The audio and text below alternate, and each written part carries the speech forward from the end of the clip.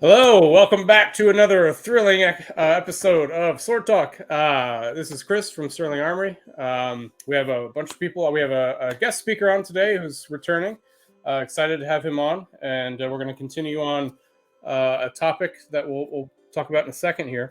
But real quick, if you're new to our channel, Sterling Armory on obviously on YouTube if you're here watching us, and then on Facebook, and then Instagram, and then we have Colton's Copperthorn Customs, and then Josh's Warbear Armory. Everything's going to be linked below. And let's go ahead and bring on some folks. Hey guys, do you want to? So we do have a guest coming on as well, but we're going to do a quick intro here, and then we'll bring on our guests. So Josh, we're kind of in a weird order today. I'm not used to this. Yeah, I'll go first because your mouth is full. I'm Colton from Copperthorn Customs. Fumbling all this up. So yeah, you can find me on just Instagram, Facebook, TikTok, all the things. I just like making swords and hanging out and talking about swords. Yep. I'm Joshua Von Warbear. You can find me on I don't know anymore. Yeah, right. Warbear _ Armory.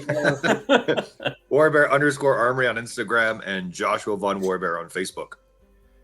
And I'm Chris. And again, Chris is Sterling Armory. You can find us at Sterling Armory Instagram. All the links are going to be below.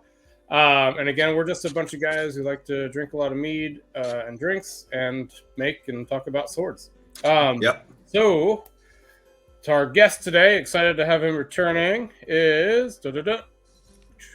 Yay! Wow. Hey, man. Hey. So, Matt, you want to do a quick intro? I am Matt Jensen, and I talk about swords on the internet. Unlike the other fine company I'm keeping here, I don't make anything or do anything important with my hands. I just blab. That's the thing I do. I do it a lot, and some people think I should die from cancer of the ass. But other people say that I make fine critiques and should talk more. So I'm guessing if you're watching our channel, you probably already subscribed to Matt's, but your channel is just Matt Jensen, right? I don't know. I'm very original. My brain just broke for a second. I was like, oh, shoot, I don't remember his channel name. But yeah, sword reviews. I've watched Matt, I don't know how long now, but when I started studying Sabat Jiu-Jitsu and some Toyama Ryu, his videos helped me pick blades. So it's a great channel to watch. If you're not watching it, make sure you subscribe. All right, so excuse me. I'm still recovering from a cold, so if I cough, That's right, Panda. what the heck Josh is eating right now. This is our usual. So before we dive into our topic, what's everybody drinking today? I will start because Josh is tearing This isn't an AMSR video, man. Yeah, you can do it a little further away from the camera. Oh, sorry. I don't want to Why- drop the fried chicken on my lap. My girlfriend got Panda Express and KFC. So I'm just, you can't have, it's like swords. You can't have too many swords. You can't have too much orange chicken. Everybody knows That's that. true. Yeah, But you you're can't have too much diarrhea, and you got the recipe for it. right. I do. Yeah, that it's last part of the one. 11 herbs and spices. Oh, it's going to hurt so bad. So real quick, I am drinking Winter Jack for this one because I still have 26 bottles. So, Colton, what are you drinking? I've got just a red blend wine from Dark Horse with some frozen peaches and strawberries in it. Fancy. I know, super fancy. Josh, you got the. I am completing the rest of my diarrhea recipe with Oh yeah. unspiked coffee and apple juice to thin it out. You know what I'm saying? You wouldn't know it, but Josh, you're only 23 years old. You're just aging terribly. Yeah. Correct. I got Benjamin Button's disease. Yeah. Self-onset. Matt, I know we called you kind of last minute there, but were you able to get a drink going? Of course I was. I'm always inebriated. I have some happening right now, and then as a backup can, depending on how much we blab, I have some local Furious. I'm not nice. sure if you're familiar, but Surly, a fine brewery making the Furious stuff. It makes both your tummy, your ass, and yourself angry. It's Oh, That's why I had the Winter Jack stuff that's why I love it, because it keeps you happy. that was it. You introduced me to it. It's pretty tasty stuff. Yeah. So our topic of the day, we're kind of going to bounce around a little bit, but so we just released a video. I'm not sure when this is going to drop, as this is going to be 18 or 19. We'll see, because we went out of order on our last one. But our last topic was about sword reviews and what they might get on or off based on what Matt Easton's video posted about, which was really good. So Matt was like, "Oh, I want to be a part of that conversation." So I was like, "Great." So we actually just talked about that yesterday. So I was like, "Yeah, come on." We're really curious. So we went through. There was 5 different points. There was help me remember here. So scabbard fitting, guard fitting, waviness in the blade, alignment. alignment. I'm missing one. I'm missing. but so we're going to talk about that a little bit, get Matt's input, because we're really interested in Matt's input, and then hopefully we can talk about at least one other topic. About edge for sharp blades, different edge geometries, and how different folks are interested in different types of edge geometries depending on what their use is. So I think that'd be a great topic. Hopefully we can get into that. So before we do, Matt, you are our sword reviewer. I'm curious. Did you do a video response to Matt or anything like that yet? No, I haven't. I was thinking about it, but then I got sidetracked with a piece of candy. That'll happen. But there is a fascination I have, given my proclivities, to think about what sword reviewers suck at, what's missed, what's not. And Matt Easton, well, I can't critique him from the manufacturer standpoint. I know some folks, and like you mentioned in your previous video, Peter Johnson made an elaborate response, and you can talk about like the waviness and where it comes from. There does seem to be, just in general, from sword reviewers, I maybe have some different points about what people miss, but from Matt Easton's standpoint, there's I got the sense that, hey, like, how does it tie to a historical object, right? That was this idea, and there's an underlying assumption there that that's what people want. People, when they buy a sword, want the historical object. They want it to be a representation of what you would find in history, or maybe you could go so far as to say that, if you threw it back in time, that it would blend in with the swords. Maybe it land on the pick of the litter, but it wouldn't look like some freak show. So, like, if you threw some gun from the future back in here, it wouldn't be like some sort of crazy laser pistol or something like that. It would blend in, right? It would just be a really nice one. And I don't think that's really what all the people want, right? And I suppose that's a certain market segment wants that, right? Mm-hmm. Yeah, well, there are people that want like the laser pistol. There's people that want the modern, contemporary. If you could make it now and do it the best you could with modern techniques. Some people want a vision of perfection made with historical techniques.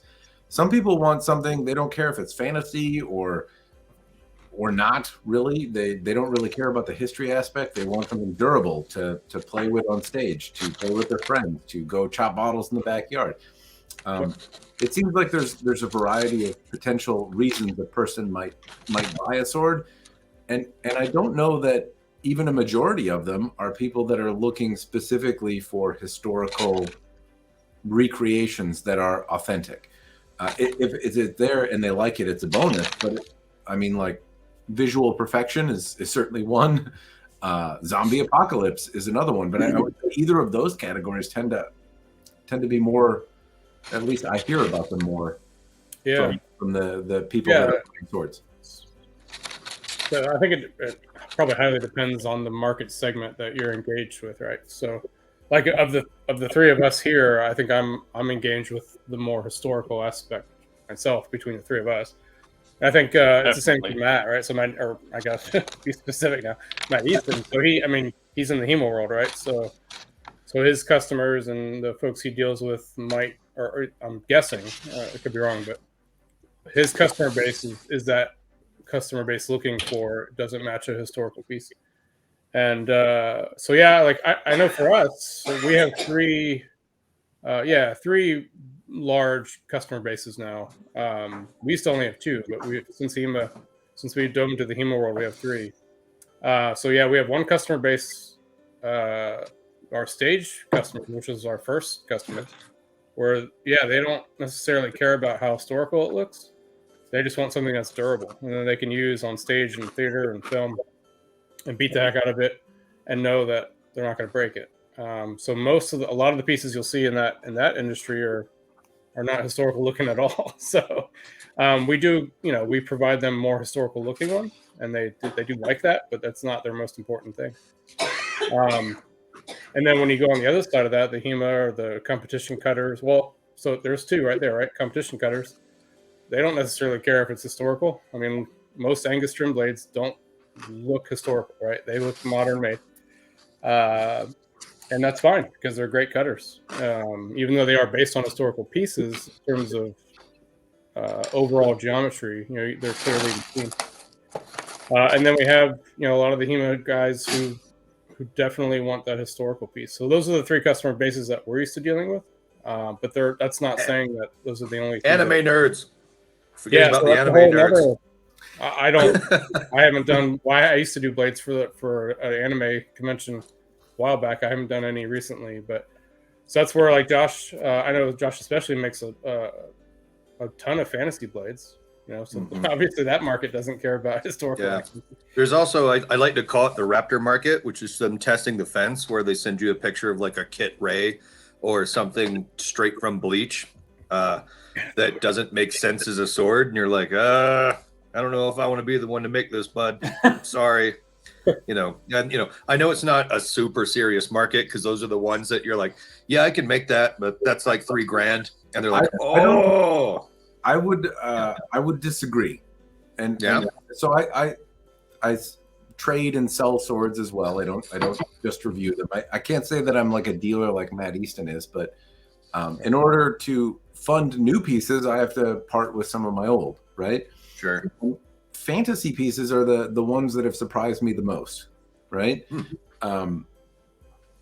So I don't know, but I do think there's a lot of people that are really interested in fantasy, but at the moment is a bit of an underserved market. There's not a huge amount of people like there may have been 10, 15, 20 years ago making fantasy-esque blades. And there's people with money to do it. A case in point, many moons ago, I kind of bought a Howard Clark Wakizashi sight unseen. Howard Clark is an American Japanese style swordsmith, or at least he's a knife maker, but he's very well known for his Japanese style blades. And knowing that it was made from him and it was a Wakizashi, I was like, okay, I'll pay you some money. Here you go.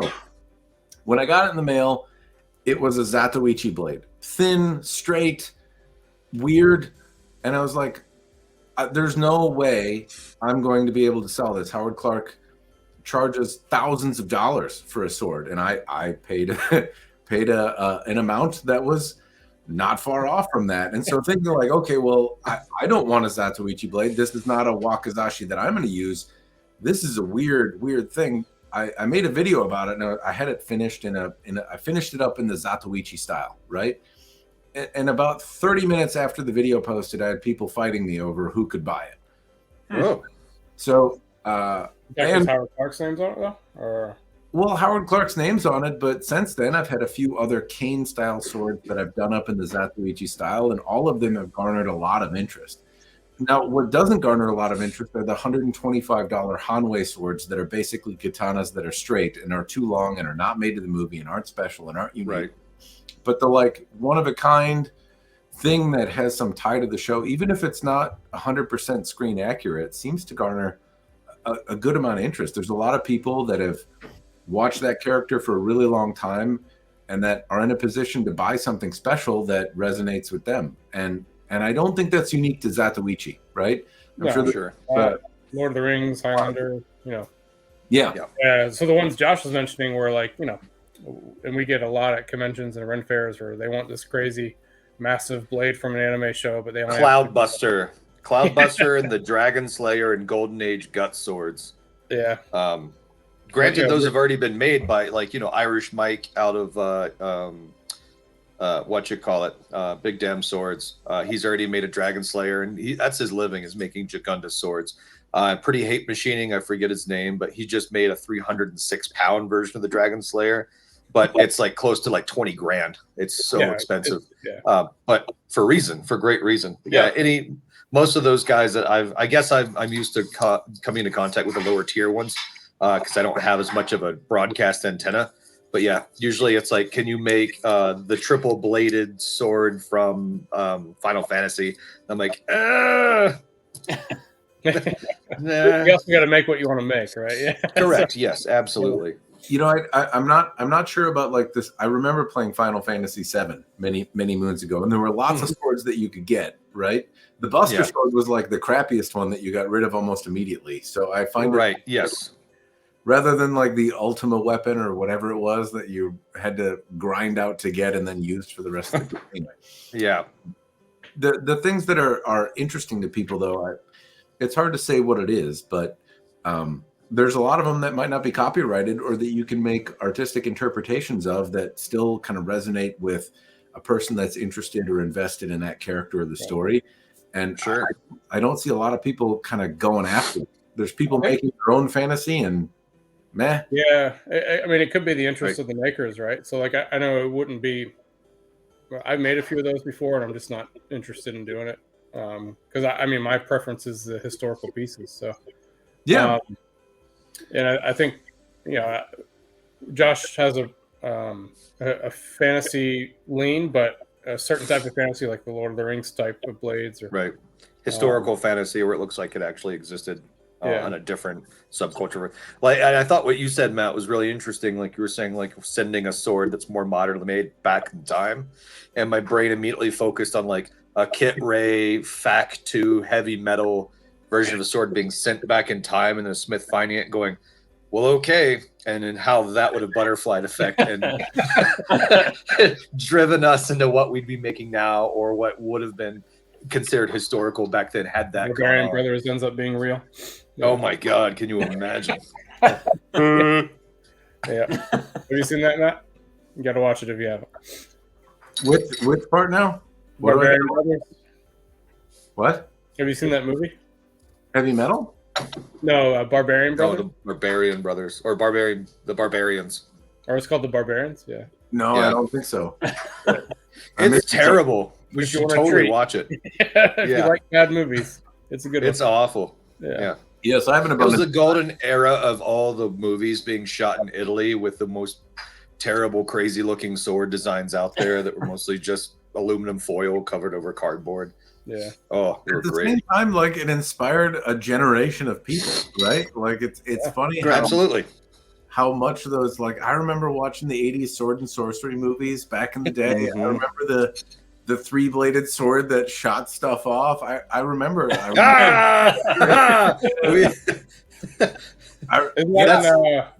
Wait, isn't there a new movie? We usually have a clip of that exact scene shooting off.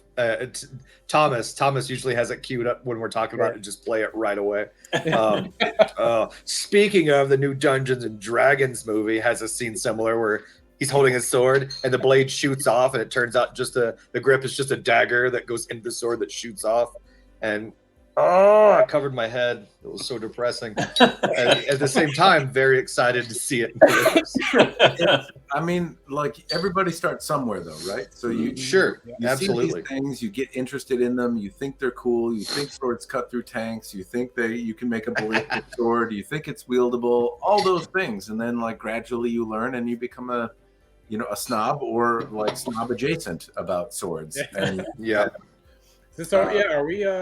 Are we snobbish about swords? I don't know. I hope not. No, I don't think so. There is a notion though that like somebody that comes in that's like, hey, can I get like this? They don't know that it's a 300-pound sword, right? Absolutely. They see the mini Goku guy with the crazy hair swinging a sword around. They like the game. They want it. Swords are cool.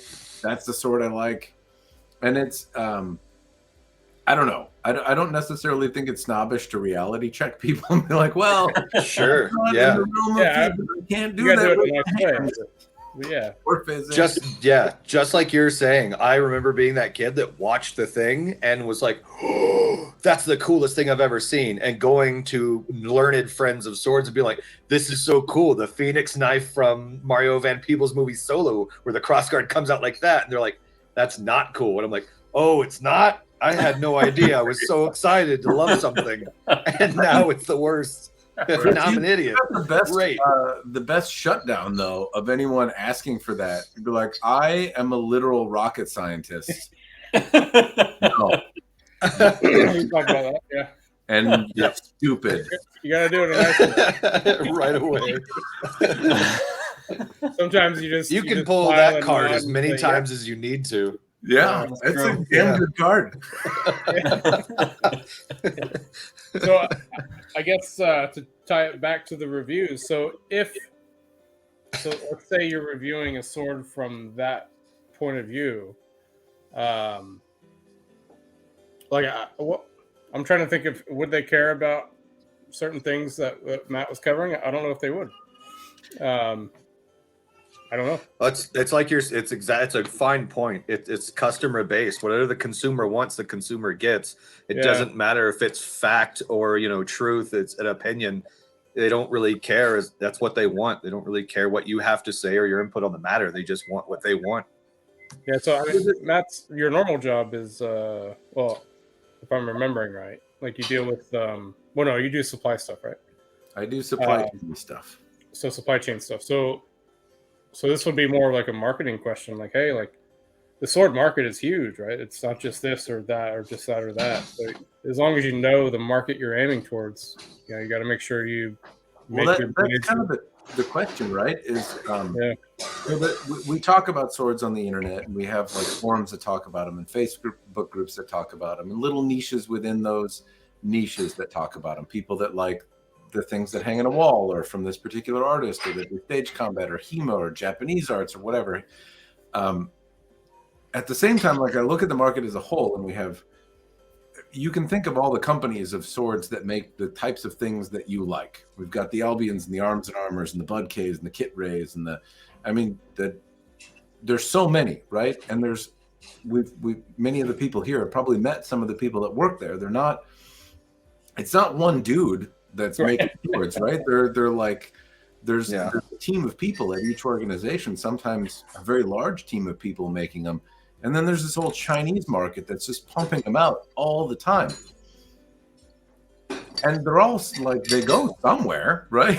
Like, in the event that nobody bought them, you'd think it would stop. There wouldn't just be this one jackwagon named Matt who just keeps buying swords all the time. I see them all. So they go somewhere, and I'm not convinced that people know who the real customer of swords are. I mean, you probably have a better idea, given that you're selling them and you meet your customer when you sell them, and as you expand in size, the amount of customers that you can meet just by the time you have in the day is less. But I don't know where all these swords are going, right? Like I've gone to Arms and Armor in Albion. Like there's a lot of people that work there, and they're making swords all day, every day. Right. Yep. And I look at the secondhand market, like they're not coming up for sale like houses are, or cars. Yeah. They come up from time to time, but they've been making them Sadly 20 years. Where did they go? Like we don't know who those customers are.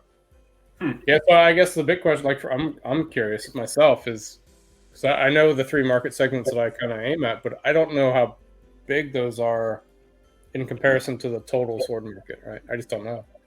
I don't know if anyone's ever even looked at that. So. It's an interesting conundrum, but it does give me perspective just based on the questions I get as a review guy.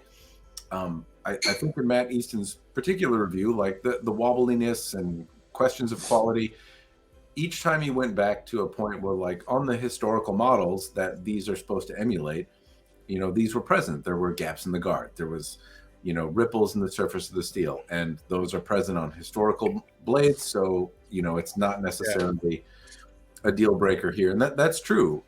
They're not necessarily a measurement of quality. They kind of can be, but it's not just because a blade is Ripley doesn't mean that it's a bad blade, certainly, right? Right. At the same time, like a lot of people want to know that because they want a perfect blade. That is an issue to them, and if they got it, they would be disappointed.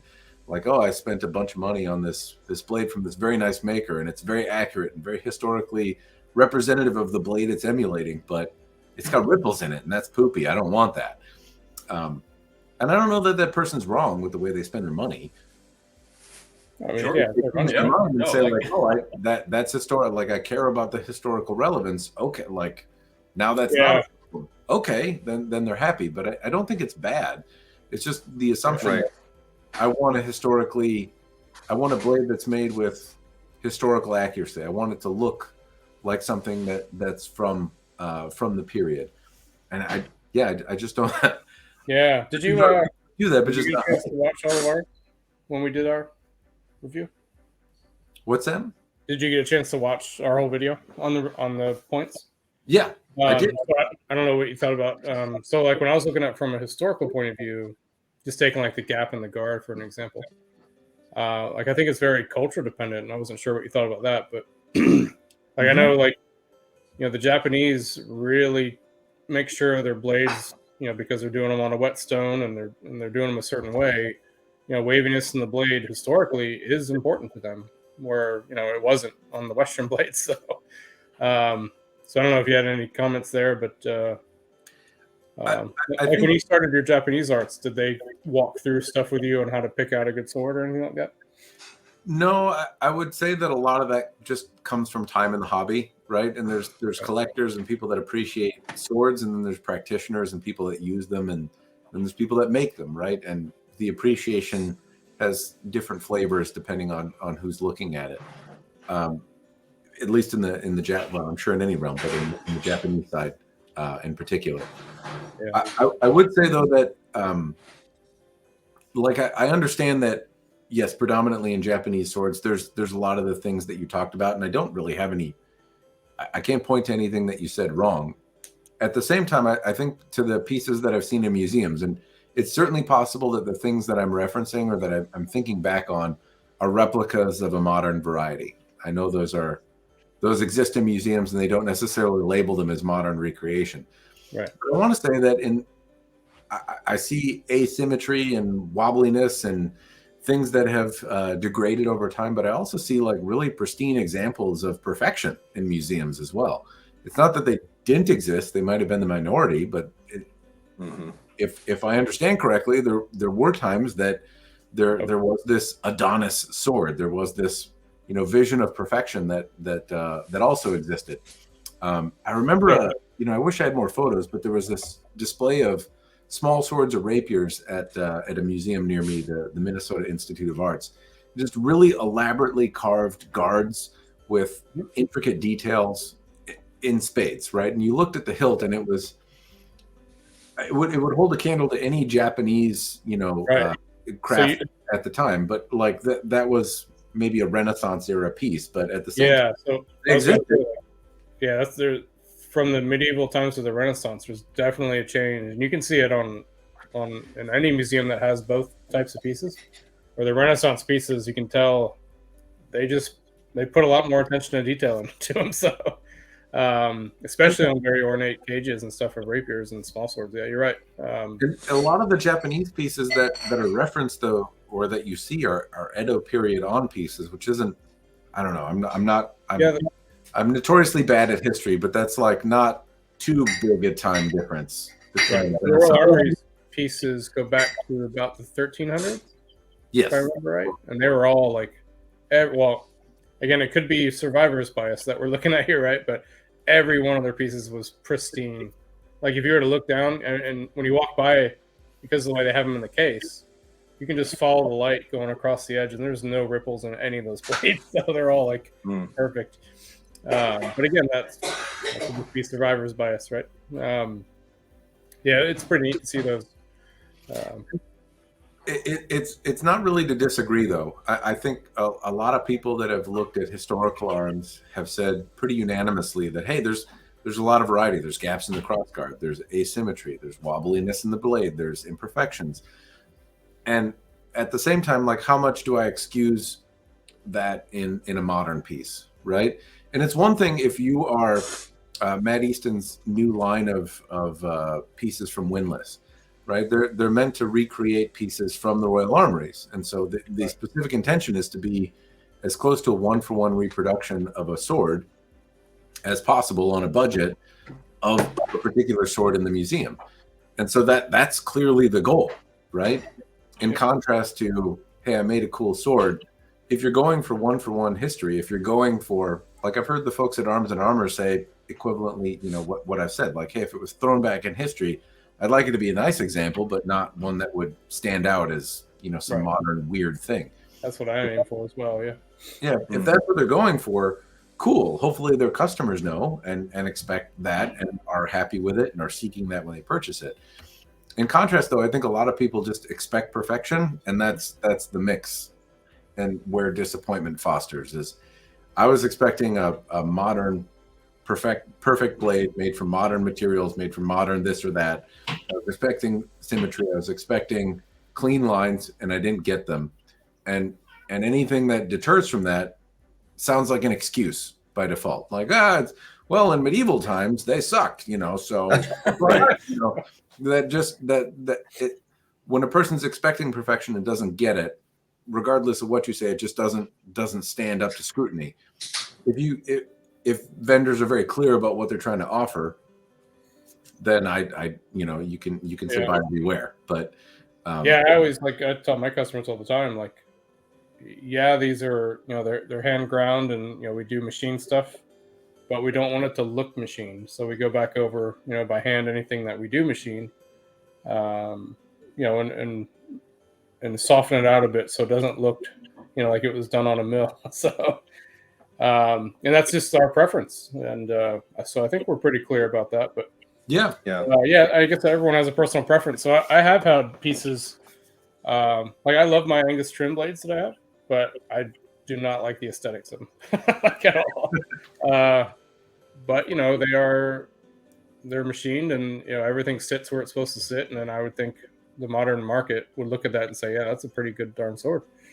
And they are. I just don't like the aesthetics of them. So shifting gears a little bit, I don't, you know, I like the stuff that you covered about Matt Easton's video, and you know, I can only beat the dead horse so much that it depends on your perspective, like context, right? Yeah, context. That's the big thing, right? Context. There were some points that I think sword reviewers miss in greater variety now, and I don't know that it pertains so much to the wares you guys make, because they're a lot more individual, they're a lot more one of a kind. But like as a sword reviewer who's reviewing some custom, or not custom items, I should say, but things that are from a production line, or that you should be able to buy another one of, they vary a lot in manufacture. I think that's the big one, is that the sword that I review may not be the sword that you get. And sometimes there's speculation about, hey, the reviewer gets the cream of the crop. They get the 1%, the special one. Or even if they don't, there's just a lot of variety. And as a manufacturer, you're aware, an extra ounce or two at the tip makes a pretty big difference in how the sword feels in the hand, right? How it cuts. A bad job sharpening, or, you know, a bad day from somebody doing some component of the sword could yield a pretty subpar result, in contrast to some of the other things that are out there. So the variety inherent in quasi handmade goods, I think, is one part that people don't necessarily talk about enough. And unfortunately, you can only review the example you have, but it's certainly, I think, worth pointing out, and something that. That's like your bamboo mat, right?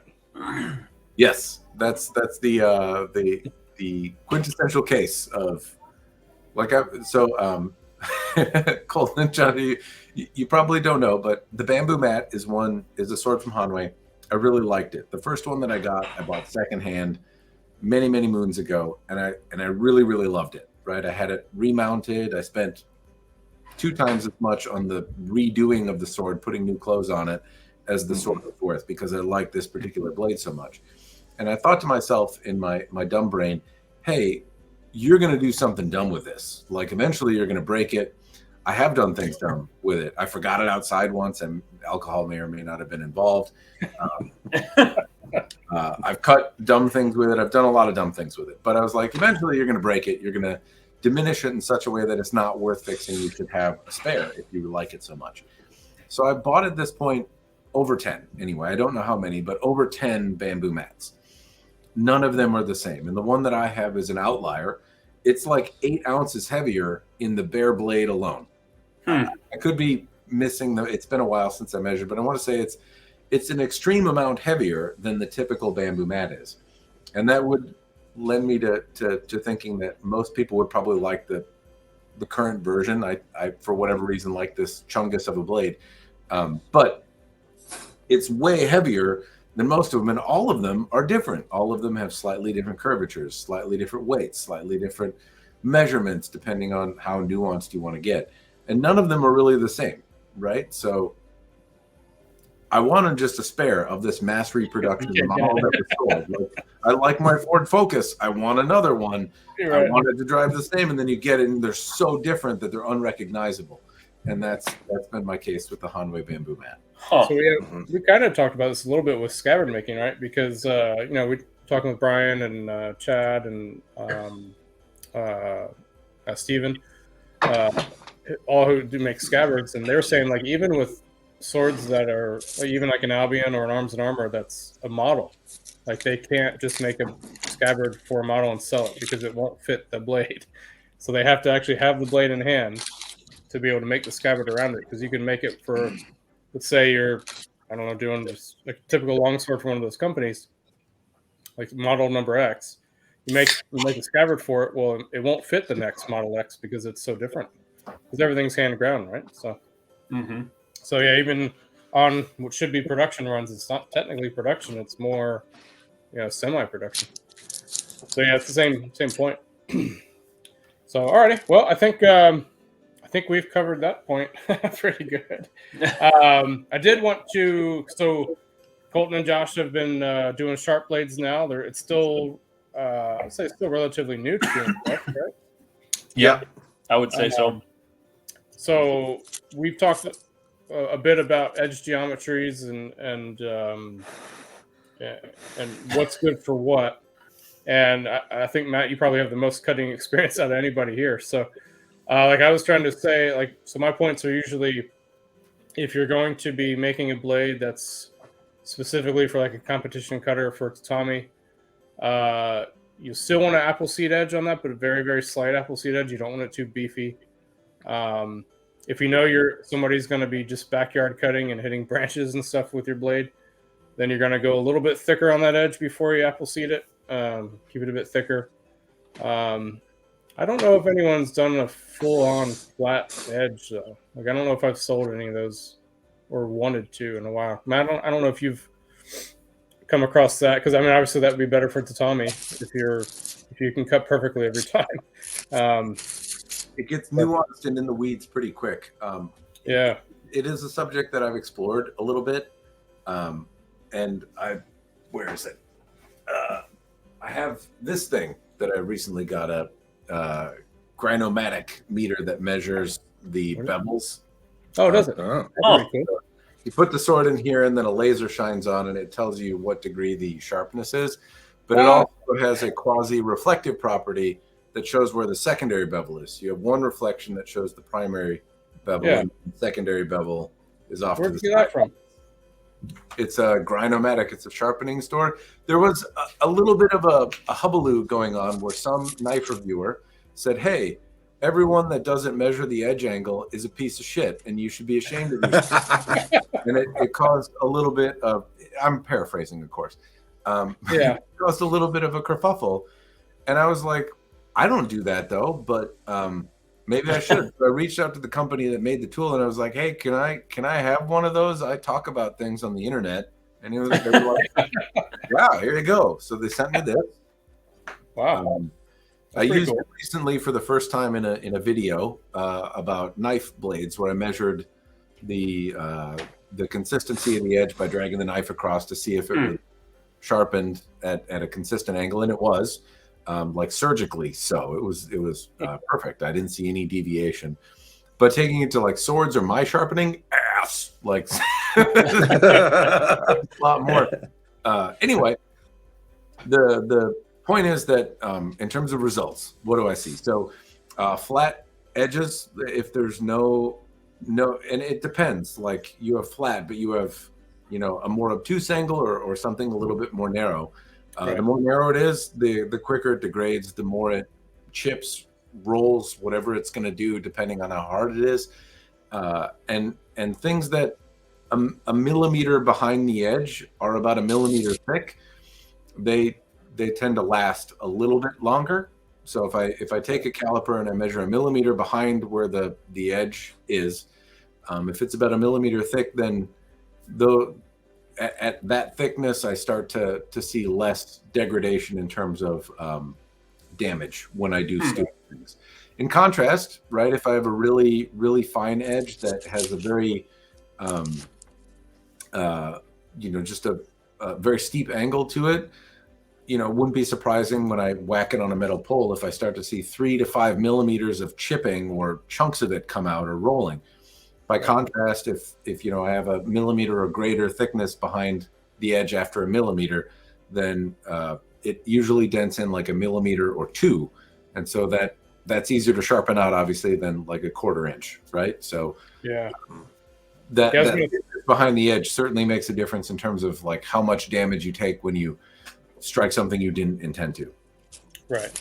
Yeah, I was going to caveat mine saying that it does highly depend on your overall sword geometry, right? So, like what I just mentioned earlier, is for like any typical, you know, medieval arming sword or longsword. But then if you were to go to like a more armor fighting stiff blade, that's thick, you know, all throughout its thickness. So almost like so like that new Type 15 that Matt's doing with the windlass.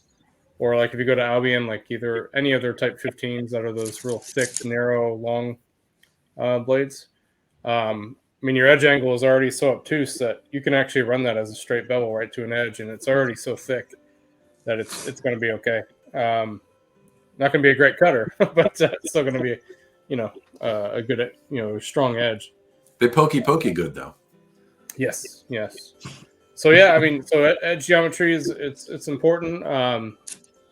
You know, I knew when I was early on in the Japanese arts, some of the crew that I was training with at that time was like, no, you want, you know, and the Chinese arts as well, not just Japanese. So both the Japanese and Chinese are like, you know, for tatami cutting and stuff, you know, if you can just get that straight, flat, you know, razor thin edge, then you're gonna do a bit better in competition.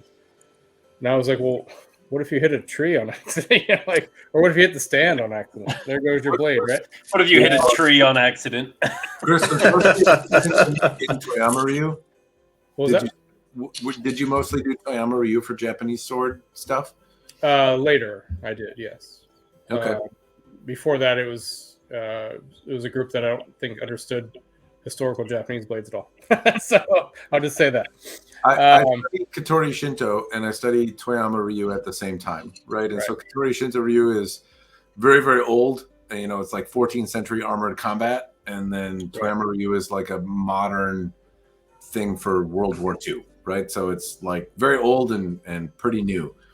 And the Toyama group, at least the one I'm involved in, I don't know if it's representative of everyone, but they do a lot of competition and kind of gatherings, and it's a sport in some sense, right? And you're focusing on what I call lawn mowing, and so the blades that that succeed the most are not always, but tend to favor very glorified lawnmowers. It's like a fillet knife or a very purpose-built thing that is excellent at one task and you know, at the sacrifice of others. In contrast, though, like Katori, there's not a lot of, you know, cutting or gathering or competition between stuff. And when you hand somebody a blade and say, hey, cut a mat, they kind of suck at it, like at least in a competitive sense, right? Like your angles aren't perfectly 45 and you made it all the way through the mat. But definitely they got there and killed the guy, right?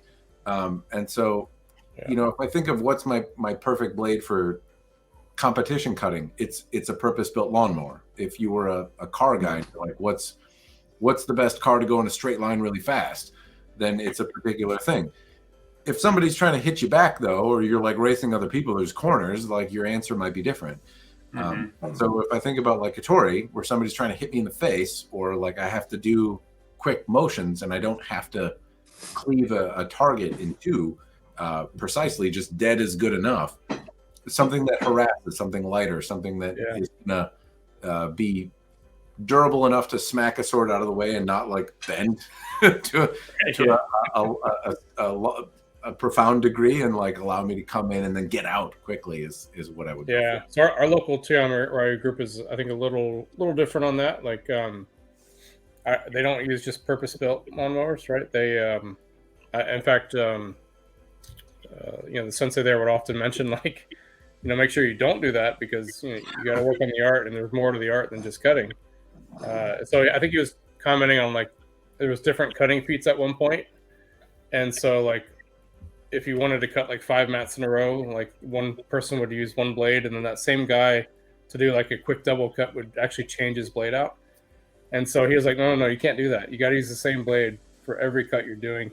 So I thought that was good. So in our Chinese group, the same thing would happen. I think I talked about this on, I don't remember where it was, but maybe online, on Facebook. But in our Chinese group, we had to make a rule where we're like, look, if you're sparring with a certain blade of a certain weight of a certain length, that's also your cutting blade. You can't change it. It can't be, your cutting blade can't be so different than your sparring blade that they're not even connected. So we would try to make it as, and we were coming from it, what we thought was we're trying to make it as historical as possible. Whether or not we did at the time, I don't know, probably not. But that was our goal, at least. And it was fun. So like when I do Western swords now, and even when I was doing them then, when I'm doing sparring blades now, because we get requests for a lot of sparring blades lately, it's, can we make a sparring blade that matches your cutting sword, which is pretty cool. And I like that. I mean, I do understand the logic of it depends on your goal, right? If you're trying to win a competition, you may choose a tool that's going to best suit doing that. If you're trying to improve as a martial artist, you may choose a tool that best suits doing that. If you're trying to practice and do 1,000 repetitions a day, I recently sustained an elbow injury. I was going to ask how you do that. Light swords, right? Like I've come to kind of appreciate training with something a little lighter. My previous Iaito I called Bertha, and it's about 4.5 pounds. Oh wow! It's a training sword, right? It's pretty heavy for what's supposed to be a light training sword. I don't use that at the moment. I use, like, if I can get it to as close to 1 pound as possible, that's what I'm going for. So if you're training and trying to train out movements and build muscle memory, you may choose a tool that's best suited to do that. If you only get to pick one, you may pick something that's some amalgamation and plays in all the categories, or you may just buy something in a mall. I don't know. At the same time, I can understand that, like, depending on your goal, you may choose a tool that's best suited to do it. Yeah. Colton, Josh, sorry you guys are a little quiet over there. I'm just soaking it all in. This is great. The missus made a bunch of these Brazilian cheese breads that I just ate all of. Yeah, you didn't even save me one. I've been patient, but guys, I gotta go. I gotta drop out of the sword talk. I got stuff to do now. You know what I mean? I got a major dump to take. Oh, that writing is stretched. It starts with, hey, you might get diarrhea from these food choices, and ends with, I definitely have to leave now. Yeah, let's just remove might from your equation, Yeah. It's like the scene from Indiana Jones where he drinks from the wrong goblet, but its face doesn't melt. It's yeah. I mean, it's chocolate fountain full of bacteria. Yes, yeah. Yeah, you'd think, right? They're just like hastening them up. It's like, oh, these are poisoned. It sucks. That's how if I were that crazy knight, that's what I would have done. Like, yeah, none of these are the right ones. HPV. Yeah, right. Yeah. Oh, it's terrible. Well, it's been real. I'm gonna go. Me and the missus have a movie to watch, so we have to Oh, jump that's out. right. Yeah, you mentioned that. Yeah. Yeah, All I've right. been on a huge kick watching movies lately and then reviewing them with a harsh tongue online. Oh my Yeah. god. Yeah, Uh, we have to go over Willow and how terrible that fucking show is. Oh my god, it's so awful. All right, I'll get started on a tangent. You won't be able to shut me up for 2 hours about it. Yeah. Movie, I remember it fun. It's And the movie's great. The movie's great. The TV show they made is just steaming dog shit filled with Why are onions. so many things being revisited and then sucking so bad? Like, It's no, happening left and right. Gotta It's just Addams happen. Family, and it's not Yeah. so bad. But like all the other things. Yeah. It's they're aiming for a certain demographic, I think, and sorry not to like Which derail one? the entire thing. No, The 4 to 8, it's the same thing we talked about, where when you're a kid or a younger person and you see something that is cool and you don't know that it's not cool until someone gives you a reality check and goes, no, that sucked for these reasons, and you're like, oh, I just kind of saw it and thought it was cool. It's the same thing. It's just not swords. It's they're going to the 4 to 11-year-old range, and they're like, Disney, oh, cool. They've got wizards and swords, and they're badass friends. Yay! Everyone else that is the wiser is like, this is horrible. This is bollocks. It's awful trash. And that should be another talk, because obviously I'll be a lot less quiet about that one. I've just been focusing on what that fried chicken skin coupled with cheese bread and Chinese food has been doing hopefully the inside movie me. tonight is better. And yeah, it should. It's going to be. I'm going to see Violent Night with David Harbour. It's just Santa Claus beating the shit out of terrorists, and that's America. And I it love sounds that. pretty awesome. America. Yeah, come on the day, no say the motherfucking day. Yeah, I love that song. Yeah. Good reference, bro. All right, guys. Well, I'm dropping out. Peace out. Love we you. won't be Love too you much all. longer here. So, alrighty. I'm Joshua Von Warbear. You can find me on Instagram at warbear_armory, Facebook Joshua Von Warbear, or if you need me more urgently, I'll be in my bathroom. Think low. Oh, All right. y'all check in like 20 minutes. If I don't answer back, call 911. Okay, we'll do. Okay. Later, guys. All right. Panda Express. Oh no. Yeah. Oh no. Hopefully he's all right. So yeah, I forgot where we left off on now. So we were talking about edge angles and sharpness and all that stuff, right? Was that? Yes. Yeah. I don't know. I heard Willow stuck and yeah, it's a sword talk. It's it was fun. diarrhea, and I totally got sidetracked. Yeah. So Colton and I have been working on some sharps. So he's done a bunch lately. He actually just recently did a Viking blade that I hope I get to see before he sells it. Do you have that with you right now? Mm-mm. No, It's over at the shop. Is it? Okay. So yeah, we're hoping to do. We have Phoenix cutting competition coming up in January, and then we have a show back here, Hogtown in Gainesville, Florida, for 2 weekends, and then we're debating on if we're going to do SoCal sword or not. We might not have any blades left at that point. We don't have many right now. And Good problem to have. what was that? Good problem to have. Yeah, I guess. We just got to get making quicker, I guess. Oh no, I sold all of my swords. I don't have any more. That happened last year at this point too. Just all of this money from this good business I'm doing. My economy that's plummeting. Oh boy. Yeah, we do have a couple left here though. But hopefully, so if they don't sell online, then that's what's going to the Phoenix cutting competition, and then Hawktown after. But so my personal issue, Colton, I don't know if you've run into this yet, or maybe you have a little bit from noticing at Sarasota, but for like at Ren Fair, like nobody wants a sharp, right? Everybody wants their stage blades that they can fight with. But then when we make stuff, we got to decide, like, okay, is this going to be a sharp or is this going to be a blunt? We got to make a decision at some point. And so sometimes like we'll just make a bunch of sharps for like a HEMA tournament or a cutting competition, and then everyone online is wanting to buy it. Like, no, I want that blunt. I was like, I made it sharp. So it's been hit or miss. Yeah. Like personally, around here, it seems like everybody wants sharps. Like out in Utah, Utah, everyone wants sharp. Yeah. So we were selling over at Evermore for quite a while. Everybody wanted sharps over there. The Ren fairs out here, everybody wants sharps. There's not a lot of like stage shows going on out here from what I've gathered. I don't know. I've not been in this as nearly as long as either of you guys, so I'm just like, I don't know. And personally, I like sharps. I don't spar and I don't do shows with them. I just want a sword that would function as, you know, like a cutting weapon. So when I'm building them, I always just want to do a sharp. And so that's kind of what I go to. Yeah. And then people are just like, oh, okay, cool. I'm like, yeah, that's just what I like. So yeah, I don't know. That's where I'm at. Yeah. So what I was trying to do for a bit is make every blade starting off at like Matt, you're familiar with Deltins, right? Mm-hmm. They have that like, it's not sharp, but it's like a butter knife sharpness, and so you can sharpen it if you want.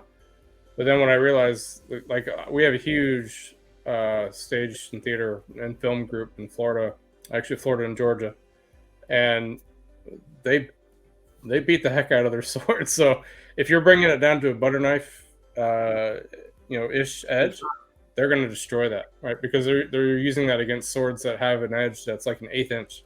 So that's a big difference. So it's like, well, too. I mean, like, there's people that cut themselves pretty deep with butter knives. You know that. The guy that's like, I sliced my tendons open and I can't use my hand for the next 6 months because of a butter knife while I was cutting this apple. You know. Yeah. Oh, I was going to ask, have you ever done a HEMA cutting competition? No, I don't. I've gone to HEMA events, but I haven't participated in any. I photographed and like looked on from the sidelines. Yeah. But I don't. I've thought about it a lot of times to do HEMA, but between Filipino martial arts and 2 different sword arts and a family, like it's too much. I couldn't make it. And the HEMA school around me is like a, hey, show up every day, or not every day, but like a set schedule. And I'm like, I don't set schedule pretty good. With swords, it's too hard. Yeah. So my first one was Combat Con, as far as cutting competitions, was Combat Con this year. And yeah, it went well. I won. So that was pretty cool. So yeah, now in Phoenix, I'm really excited. So what I liked about those over, like in the Tajama Ryu stuff, you know what you're doing when you go into it, right? It's only at the higher levels when they start throwing different stuff at you, like really higher levels. And in the Western arts, I mean, you have no idea what you're gonna do. You'll get there and you'll be like, oh, I got to cut 4 mats and do this, and but it seems like and maybe I'm misunderstanding. So if I am, I understand like it's harder than it looks and there's skill involved. So I'm sorry in advance, right? Okay. But it seems like the objective is cut through the mat cleanly, right?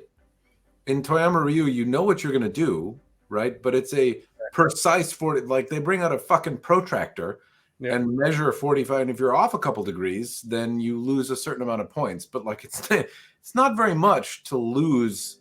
Like you have to be 45 or you have to be 0. Right. There, like you're at a 10-degree angle, you fail your test. You're not a black belt. Nope. You do a 6 cut. You do a series of 6 cuts, the Rokudangiri cut, right? Yep. But if it's not clean 45s and clean horizontal angles perfectly, or at least close, very, very close to perfect, then you fail. Like you lose. Do not pass go, do not collect. So the challenge is making it through the mat.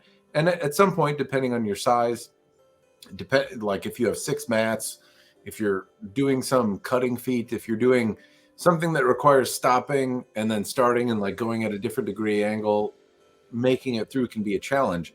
But still, the challenge really doesn't seem to be making it through the mat. Not that it isn't hard, but you need to be extremely precise in your angles, right? Right. And in the HEMA events, like I love some of the cutting feats where like there's a moving target, or those are crazy. they're mixing it up a little bit. Yeah. At the same time, cutting like dead is good enough. Like you've made it through, but I don't see them breaking out protractors, right? No, so it's a different. You lose because you're at 47 degrees, Go kill yourself. That's I don't. No, they don't necessarily care about at least. So I've only been in one, so I can only speak for the one I was in. And actually, so after the first round, I thought I was out. Like I was like, oh, like I'm gonna go back to the table. All I wanted to do was compete in the first round and say, hey, I cut with the sword that I made. That's all I wanted to do. And so I did the first round and I left because I thought I was out. And somebody came up to me and they're like, hey, why aren't you over at the cutting right now? And I was like, well, I'm pretty sure I'm out. And they're like, no, you're actually in first and everyone's pissed at you right now. And I was like, what? So I saw the points and I was like, this doesn't make sense. So I went over to the judges and I was like, hey, I think there's a mistake here. They're like, no, that's right. I was like, well, I didn't think I was better than the other people who cut, or especially by this much. And they're like, no, here, and they didn't say exactly how they were judging it, but they said they were looking at form, technique, like your stance. They were looking at everything. So they had a specific set of things that they were judging. An angle of the cut, I don't think was on that list, or if it was pretty low. I should preface before the angry comments set in, like your form, your pacing, like a lot of things. Are you overswinging? Where does your sword start? Where does it stop?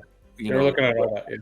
Where like when you draw, how close are you to like the judge's eye? There's all sorts of little nuances that you go through to do it perfectly. But in Japanese sword outs, it's a mature hobby, and there's kind of a scripted dance and a recipe for perfect.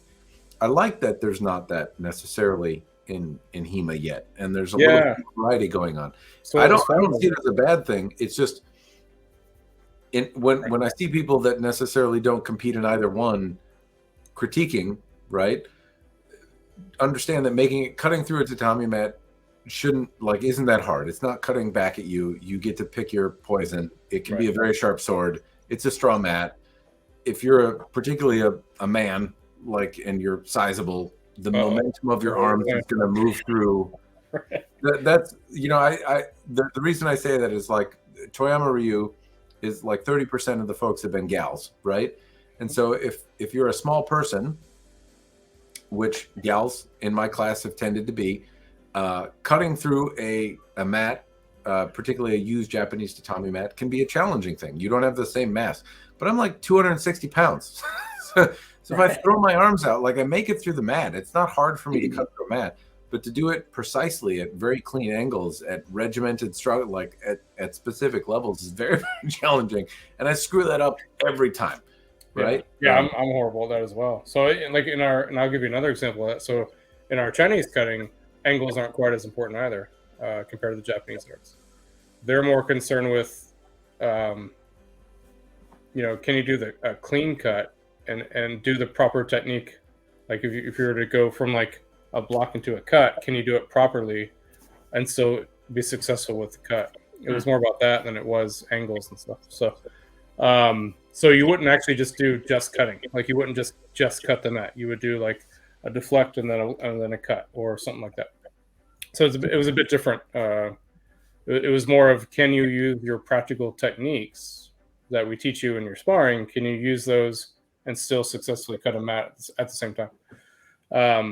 So yeah, it was a very different way to do it. So, but I don't think either of those are wrong, right? No, it was just a different way to do it. Somebody in a HEMA group had somebody come out with a fetter and just try to smack you in the face really quick, hey, I'm going to pop out from right or left, and I'm going to try and go for your eyeballs.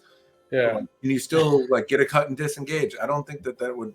I mean, be careful, but I don't think that's a wrong way to do it, right? No. No, and in the Chinese world, we weren't actually deflecting; we were just working through the movements, right? Yeah.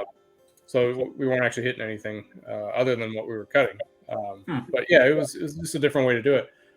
But so yeah, what I love about the Japanese stuff is you got to do it this way, and you really work on your edge control, right? Your edge control, your whole blade control, everything. If you were to watch a Toyama Ryu contest right next to a HEMA contest, I think, and this might get people mad at me for saying this, but if you watch the Toyama Ryu groups, I think a person from the outside watching both would say the Toyama Ryu people can control their blades a whole lot better. they're more precise. They're more focused on controlling that blade. Whereas they might look at the Western guys and say they're just chopping at that thing.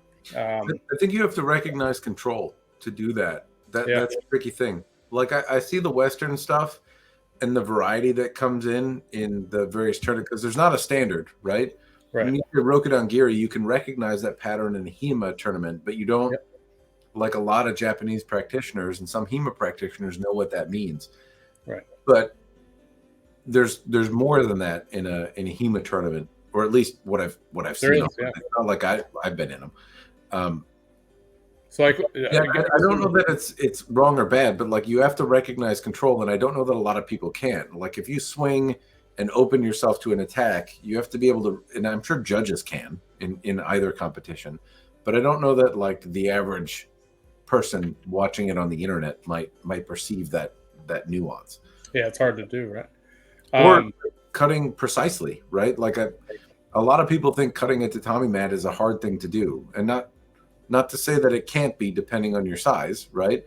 But if your arms weigh 100 pounds and you have a sharp sword, it shouldn't be a hard thing for you to do, right? And it's not hard to move through it, but to do it with precision and accuracy and control is where the challenge comes in. Yeah. And I think that's entirely lost on the video. Like you get that when you try to do it and you fail at it miserably, but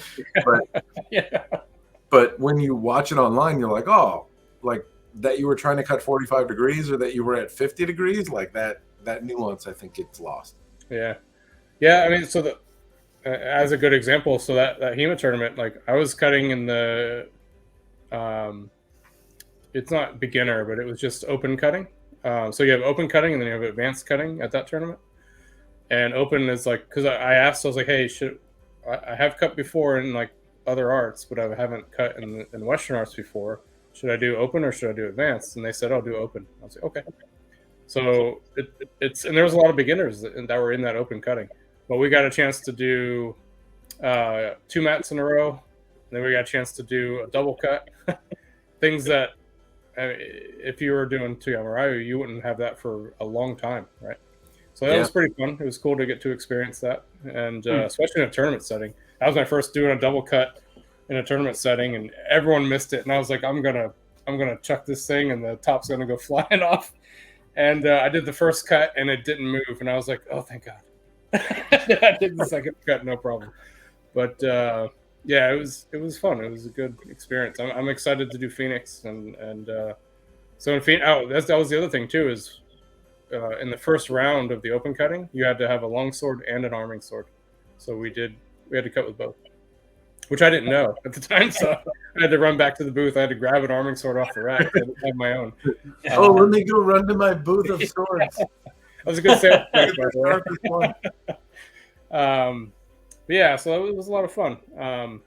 And so we're excited about Phoenix, and I'm I'm in advanced cutting now in Phoenix. So I have no idea. If you want a gold medal, you have to go to the advanced one, huh? Yeah, so I'm going to get my butt kicked on this one, but it's going to be fun still. Hey, but I can still say I'm cutting with swords that I made. So yeah, I mean, it's awesome. I can get Colton to come out and do some cutting too. It'd be cool. I've very little experience with the actual cutting, like cutting water bottles, pumpkins, whatever. But yeah, I have no idea what I'm doing. Did you see our Halloween Arms and Armor video, Matt? I did not do it. I saw the request to do it. I didn't make one, and I didn't see too many. No, I didn't. I'll forward it to you. It was fun. It was fun. So, good times. All right. Well, I think so. We're at a little over an hour. We can probably close it up there, unless you guys wanted to chat about anything else before we step off. Just 17 more points. Yeah, I got a list. Well, thanks, Matt, for coming on and talking with us. It was great to hang out again. And thank you for having me. Yeah, you're welcome to come on anytime, man. So we're trying. So for a while, my computer broke, so we were actually out of recording for a couple weeks there, and then we had Sarasota happening. We had Salt Lake Open. We had all these events back to back. So on top of my computer breaking, we stopped recording for a bit. But now we're back into recording again, and hopefully we can keep it going.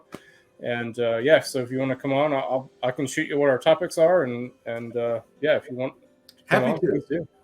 Happy to. Yes, we definitely want to have a whole video on cutting at some point, and I'm hoping to get some much more professional cutters on, like Phil Martin or any of the other guys who cut in tournaments all the time. And, he makes it look so easy. He's a machine. He's so pretty good. Sure pretty sure he's a Terminator, right? So he might be. I appreciate just how there's so much depth. If you haven't ever seen somebody cut before, you're like, oh, cool. And if you have, you're like, he's got such clean angles, and he does it with every sword. I think I could hand him. I want to send him a spoon, and just tell me with this film. I think he comes from a Japanese background, right? Well, right, or is I'm not sure. It'd be a topic with him. I'm not sure that how much sword work he did in the Japanese realm of things. Regardless, though, he's certainly got the control of. Like if you look at him, you might assume it, but that's because of the way he moves and whatnot. He has that kind of sense of like, hey, preserving center line and control and not overswinging angles. But I'm not sure that he has what you might expect as a background. I could be wrong though. I could be wrong as well. Murder you with a spoon. I'm pretty sure. So he's running Phoenix. So I'll talk to him. He was our main judge at Combat Con too.